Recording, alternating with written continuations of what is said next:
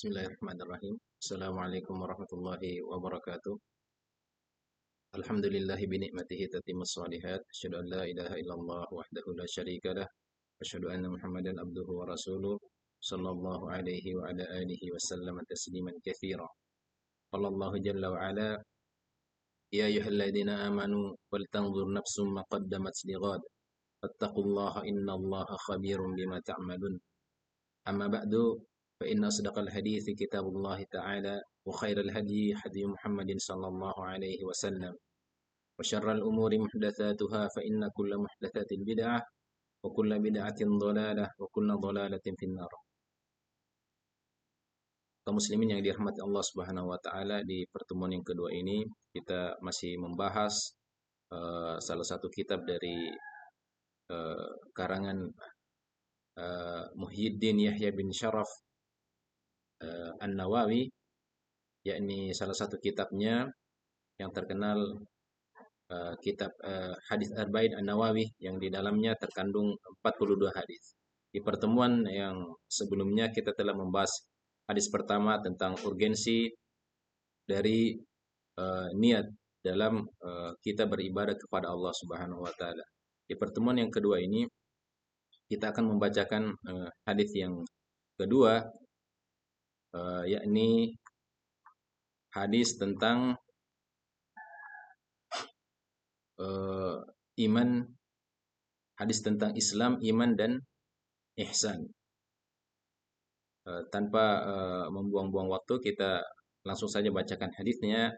An Umar radhiyallahu anhu aidan qala bainama nahnu julusun 'inda Rasulillah sallallahu alaihi wasallam ذات يوم إذ طلع علينا رجل شديد بياض الثياب شديد سواد الشعر لا يرى عليه أثر السفر ولا يعرفه منا أحد حتى جلس إلى النبي صلى الله عليه وسلم فأسند ركبتيه إلى ركبتيه ووضع كفيه على فخذيه وقال يا محمد أخبرني عن الإسلام. فقال رسول الله صلى الله عليه وسلم الإسلام أن تشهد أن لا إله إلا الله وأن محمد رسول الله وتقيم الصلاة وتؤتي الزكاة وتصوم رمضان وتحج البيت إن استطعت إليه سبيلا. قال صدقت. فعجبنا له يسأله ويصدقه. قال فأخبرني عن الإيمان. قال أن تؤمن بالله وملائكته وكتبه ورسله واليوم الآخر وتؤمن بالقدر خيره وشره. قال صدقت. قال فأخبرني عن الإحسان. قال أن تعبد الله كأنك تراه فإن لم تكن تراه فإنه يراك. قال فأخبرني عن الساعة. قال ما المسؤول عنها بأعلم من السائل. قال فأخبرني عن أماراتها. قال أن تلد الأمة ربتها وأن ترى الخفاة العراة العالة رياع الشاء يتطاولون في البنيان. ثم انطلق فلبثت مليا ثم قال يا عمر أتدري من السائل؟ قلت الله ورسوله أعلم. قال فإنه جبريل أتاكم يعلمكم دينكم. قال فإنه جبريل أتاكم يعلمكم دينكم. رواه المسلم. Hadis ini memiliki arti.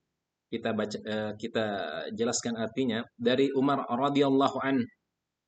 Dia juga berkata, ketika kami duduk-duduk di sisi Rasulullah sallallahu alaihi wasallam, suatu hari tiba-tiba datanglah seorang laki-laki yang kemudian mengenakan baju yang sangat putih dan berambut sangat hitam. Tidak tampak padanya bekas-bekas perjalanan jauh, dan tidak ada seorang pun di antara kami yang kenal dengan dia. Hingga kemudian dia duduk di hadapan Nabi, lalu menempelkan kedua lututnya kepada lutut Rasulullah SAW seraya berkata, ya Muhammad, akhbirni anil Islam, beritahukan aku tentang Islam. Faqala Rasulullah SAW, maka Rasulullah SAW bersabda, Islam itu adalah engkau bersaksi bahwa tidak ada ilah atau Tuhan yang disembah selain Allah, dan bahwa Nabi Muhammad SAW adalah utusan Allah. Engkau mendirikan sholat menunaikan zakat, puasa Ramadan, dan pergi haji jika ada kemampuan. Kemudian orang tersebut berkata, Anda benar, kami semua heran. Dia yang bertanya, dia pula yang membenarkan. Kemudian dia bertanya lagi, beritahukan aku tentang iman. Lalu beliau bersabda, engkau beriman kepada Allah, malaikat-malaikatnya, kitab-kitabnya, rasul-rasulnya, dan hari akhir. Dan engkau beriman kepada takdir yang baik maupun takdir yang buruk. Kemudian dia berkata, Anda benar. Kemudian dia berkata lagi, beritahukan aku tentang ihsan. Apa itu ihsan? Lalu Rasulullah SAW bersabda, ihsan adalah engkau beribadah kepada Allah seakan-akan engkau melihatnya. Jika engkau tidak melihatnya, maka dia melihat engkau. Kemudian dia berkata, beritahukan aku tentang hari kiamat. Kapan kejadiannya? Beliau sallallahu alaihi wasallam yang ditanya tidak lebih tahu. Kata Rasulullah sallallahu alaihi wasallam, yang ditanya tidak lebih tahu daripada yang bertanya. Kemudian dia berkata lagi, beritahukan aku tentang tanda-tandanya. Beliau berkata, jika seorang hamba melahirkan tuannya, dan jika engkau melihat seorang bertelanjang kaki dan dada miskin lagi penggembala domba, kemudian berlomba-lomba meninggikan bangunan. Kemudian beliau Rasulullah SAW bertanya, tahukah engkau siapa yang bertanya tadi? Aku berkata Allah dan Rasulnya yang lebih mengetahui. Beliau SAW bersabda, dia adalah malaikat Jibril yang datang kepada kalian bermaksud mengajarkan agama untuk kalian. Hadis ini diriwayatkan oleh salah satu imam besar, yakni Imam Muslim.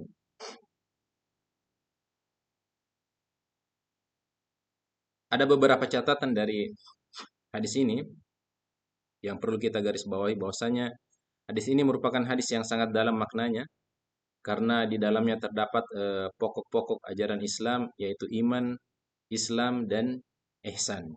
Iman sudah dijelaskan di hadis ini, yaitu antu'mina billahi wa malaikatihi wa kutubihi wa rusulihi wal yaumil akhiri wa tu'mina bil qadari khairihi wa syarrihi.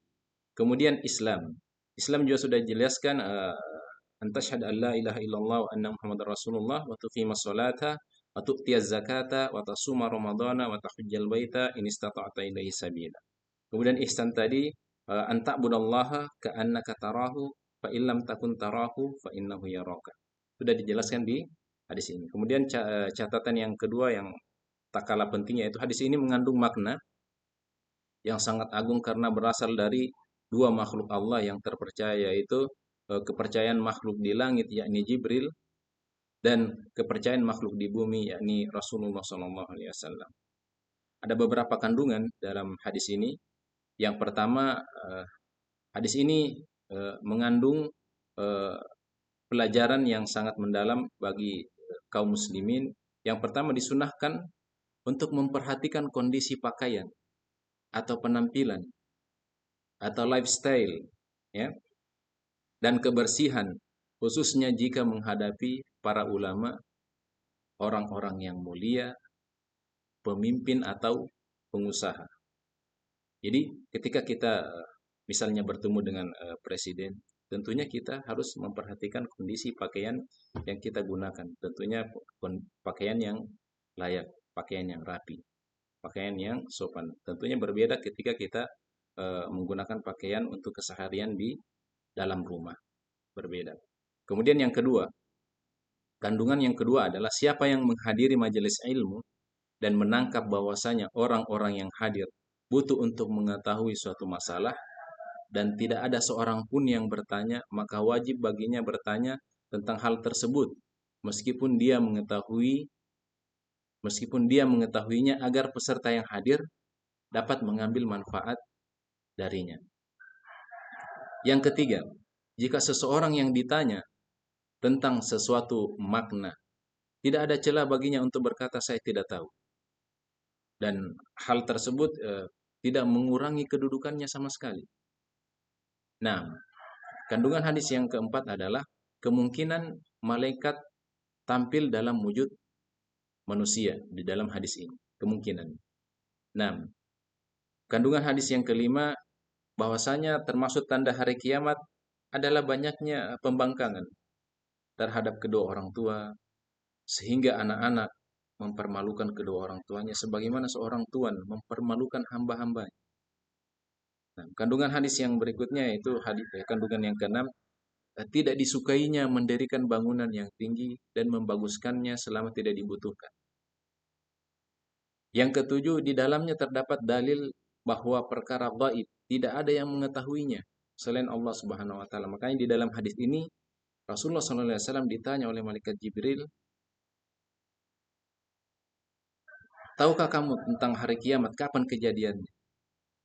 Kemudian Rasulullah SAW menjawab, "Eh, yang bertanya lebih tahu daripada yang ditanya." Berarti malaikat Jibril eh, seakan-akan dia lebih tahu daripada Rasulullah SAW. Artinya pada kesimpulannya Rasulullah SAW tidak tahu sama sekali tentang hari apa kiamat, jam berapa, kemudian bulan berapa, tahun berapa. Hanya Allah Subhanahu wa taala yang tahu tentang hal-hal yang gaib. Terlebih lagi hari kiamat. Nah, kandungan hadis yang terakhir yaitu kandungan yang kedelapan di dalam hadis ini, tentunya hadis yang kedua, ya, hadis yang membahas tentang Islam, iman dan ihsan. Kandungan yang terakhir yang bisa kita ambil ibrah atau pelajaran, bahwasanya di hadis dua ini terdapat keterangan tentang adab dan cara duduk dalam bermajelis. Semoga apa yang kita sampaikan pada kesempatan ini dapat memberikan pencerahan, dapat menambah khasanah keilmuan kita di dalam bidang hadis, dan hadis ini kemudian insya Allah bisa kita terapkan dalam kehidupan sehari-hari. Aqul qouli hadza astaghfirullah li wa lakum wa lisairil muslimina min kulli dam fastaghfiruhu innahu huwal ghafurur rahim. Subhanakallahumma wa bihamdika asyhadu an la ilaha illa anta astaghfiruka wa atubu ilaik.